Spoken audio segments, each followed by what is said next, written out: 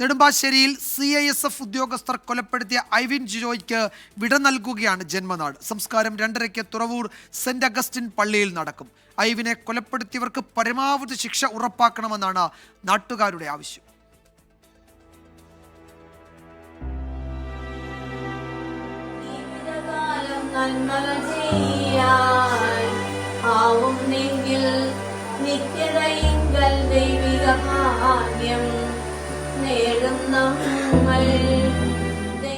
ബൈക്കിൽ പോയാൽ നായ വട്ടം ചാടുമെന്ന ഭീതിയിലാണ് മകന് കാർ നൽകിയത്.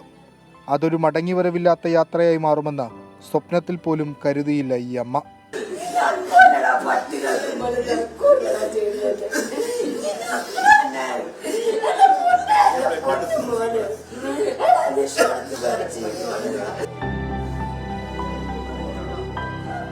നാട്ടുകാർക്കും പ്രിയപ്പെട്ടവനായിരുന്നു ഐവിൻ.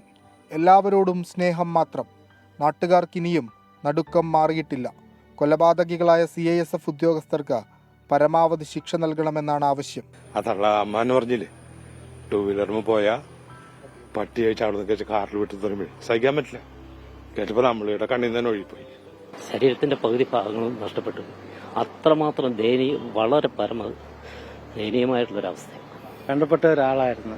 അവനെ ഇങ്ങനെ ചെയ്ത ആളെ നിയമത്തിന്റെ മുന്നേ കൊണ്ടുവന്ന് കൃത്യമായ അവന് ഒരു വിധി ന്യായത്തിൽ ഏൽപ്പിച്ചു കൊടുക്കണമെന്ന്.